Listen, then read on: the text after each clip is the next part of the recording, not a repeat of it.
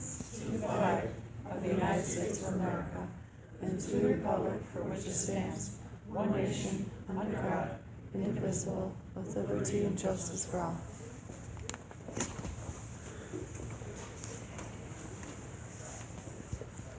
Madam Clerk, will you take, Madam Deputy Town Clerk, soon to be Town Clerk, will you take the roll? Supervisor Meaden. Present. Councilman Hart. Present. Councilman Hanley. Present. Town Attorney Tina Hopper. Present. Chief Dance. Present. Code Enforcement Jeff Baxa. Present. Steve Tanner. Here. Megan Winna. Present. Laura Massick. Present. Laura Devine. Present. And Emily Melski. Present. Okay, we will start with Laura Devine from HR. Do you have anything for us today? I'd like to request an executive session with the board, please. And the details of the executive session? Oh, sorry. An employment matter and a contract matter.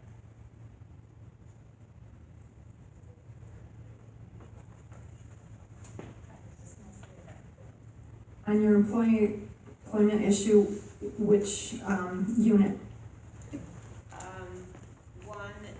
Actually two, sorry. One in white collar, one in blue collar.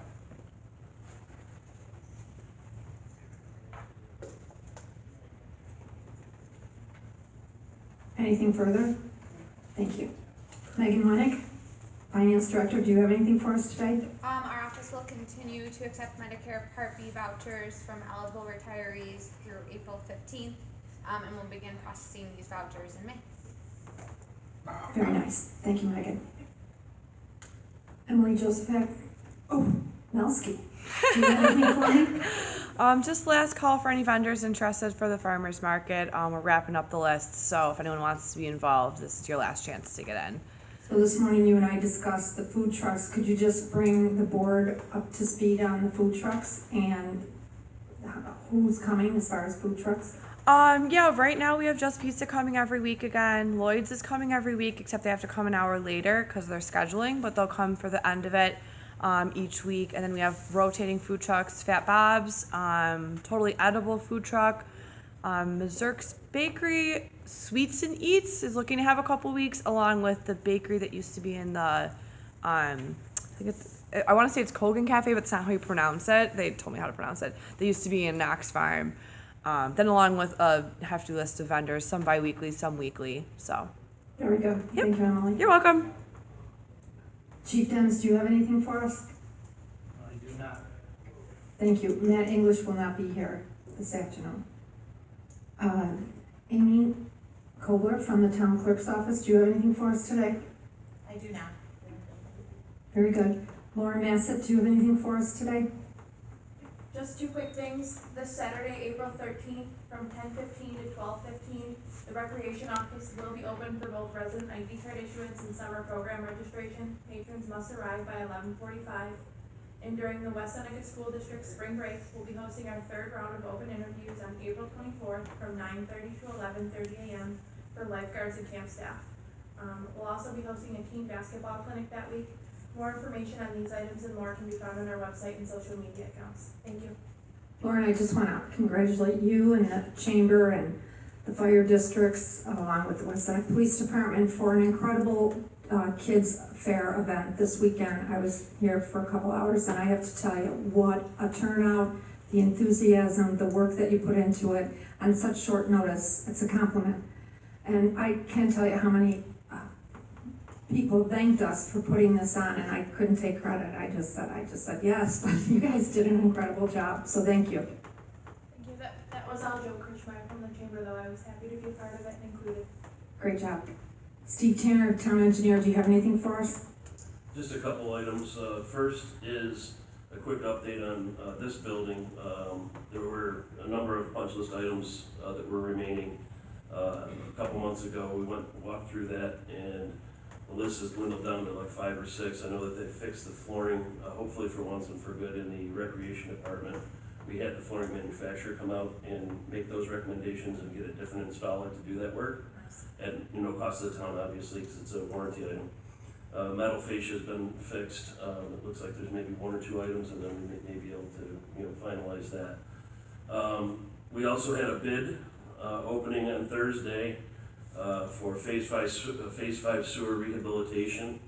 We received 2 bids, with the low bid being from National Water Main Cleaning Company in the amount of $1,590,924.40, which was under the engineer's estimate, which was just above $1.7 million.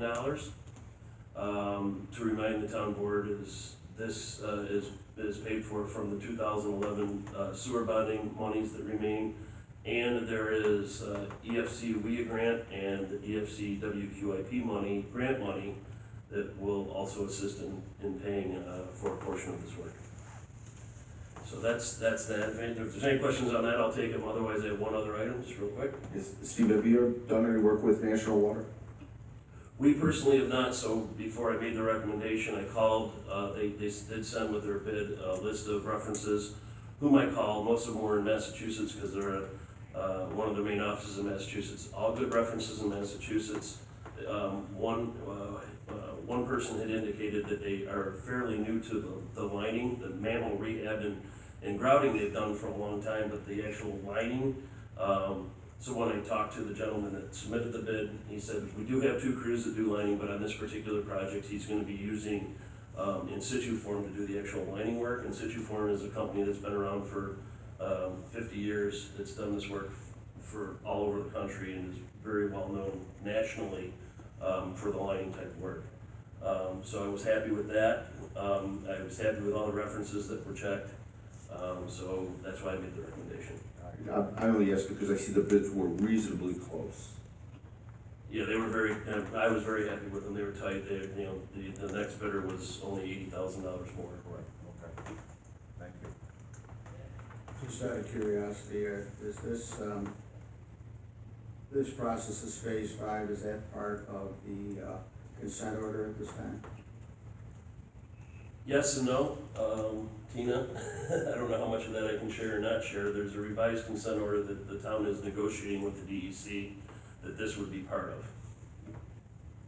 So do we actually have to perform this work this year? From a perspective of your grant monies, if you don't do the work this year, you will lose your grant monies. From a perspective of the revised consent order, I don't think that it's something that we should publicly share because we're still in negotiation. Hasn't been finalized. Do we know when, do we have any idea when it's going to be finalized? I know you've had some conversations with them recently. Right, last week I had a telephone conference with the DEC, and tomorrow I'm meeting with Mr. Tanner to follow up on that, and then I will be circling back to the DEC to move forward. Thank you. All right, and then the last item I have, I just wanted to publicly thank Chief Dens, working cooperatively with the engineering department to use the drone to do some reconnaissance on our stream banks. As this board knows, we spent, which ended up being less than they originally estimated, about $107,000 to fix the 36-inch sewer main break, which may have been able to have been prevented had we, had reconnaissance along the stream banks. So, reached out to Chief, and they have drone technology that has high-def cameras, et cetera, that can fly the streams, and we can do that once or twice a year to get an idea of if there's any areas where there's some stream bank destabilization that we could get ahead of, so it would be proactive instead of reactive for situations like this in the future. So I just wanted to thank Chief Dens for offering that, and look forward to working with his team. Thank you, Mr. Tanner. Tina Hawthorne, Town Attorney, do you have anything for us? Not at this time. Councilman Hart, do you have anything for us? Yeah, I do have a couple of things. First, the Erie County Water Quality Board that works closely with the Soil Conservation District will be meeting Wednesday, May 15th at 6:30 in the community center. It's part of their outreach. Normally they meet at 1:30 every other month in Cheektowaga in the fire training unit. They'd like to reach out to the community and offer the opportunity for these people our people in West Seneca to attend. Currently, and I'll be bringing more back to the attorney and the board, but the Buffalo Geological Society would like to do a fossil and mineral show in our hallway. I'm not sure that Friday, May 17th, that's the first date that they had. I don't know if that would work in that hallway for that day, but definitely for Saturday, May 18th, and it will include, we're still in the process of planning it, but it will definitely include the library in that process, and the hallways, hot coffee, the Chamber of Commerce. I think it's an opportunity for us to show off the building. So I will be, as far as insurance and discussing contractual needs, we'll talk about that with the Geological Society, and then we'll discuss that very soon with the town board and see if we want to go forward with it. Right now,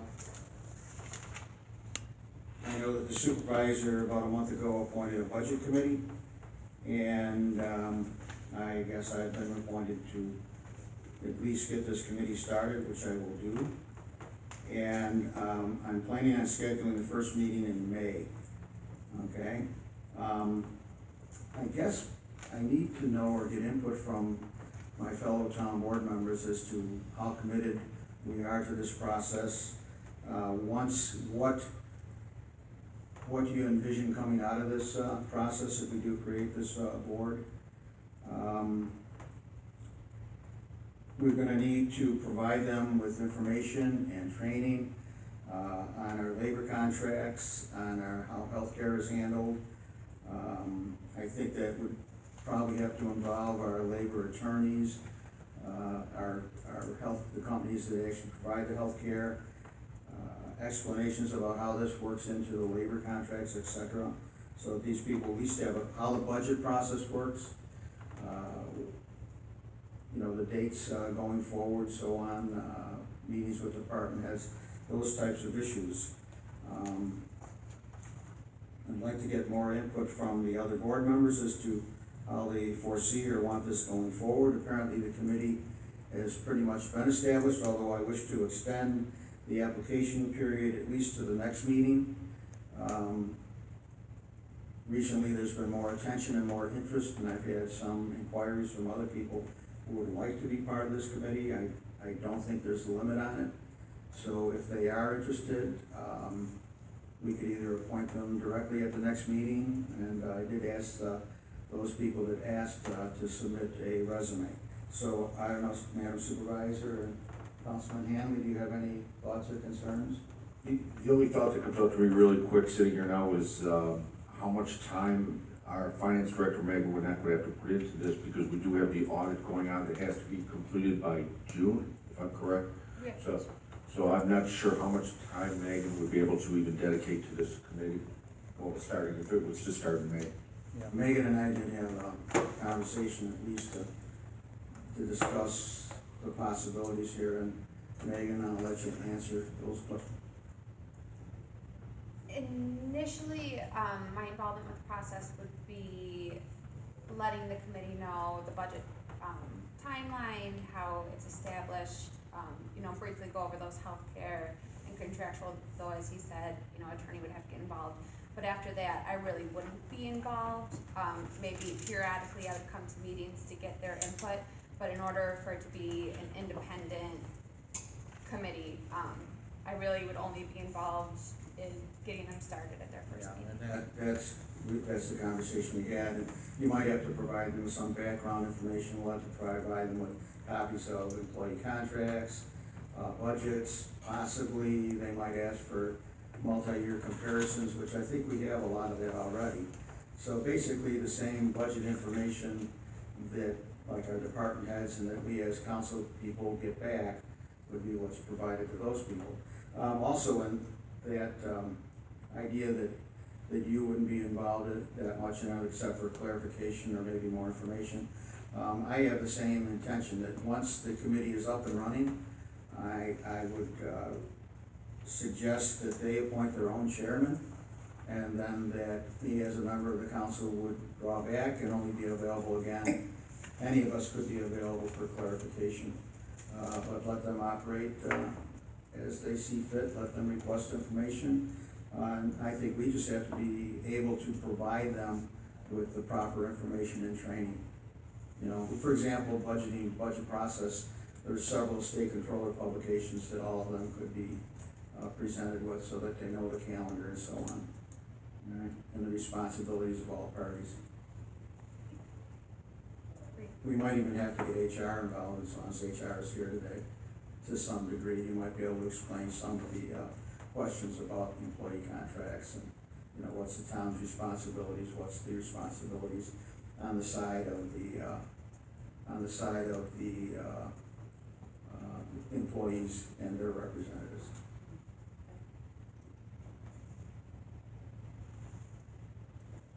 Any other thoughts from our council people? I have none. None at this time. Then I will, I'll push this forward and let them have an organization meeting come, probably with my schedule right now, probably be closer to the middle of May. Very good. Mr. Hanley, Councilman Hanley, do you have anything for us? Just a little bit of information. I've been working with Councilman Chris Scanlon out of the city of Buffalo. They have their nursery department, or the forestry department, I'm sorry. They have the forestry department in Cass Park trimming all the trees for our neighbors on Wichita. So if you get any phone calls, it's a city of Buffalo project, but the street that it affects is in West Seneca. Thank you, Councilman. Make a motion to go into an executive session regarding 2 employment issues, concerns with a white collar and blue collar, along with 2 contractual issues, white collar and blue collar. Second. Anything on the question? All in favor? Aye. Motion carried. We will now move into an executive session. Thank you, everyone. Tonight we have a board meeting at 7 o'clock.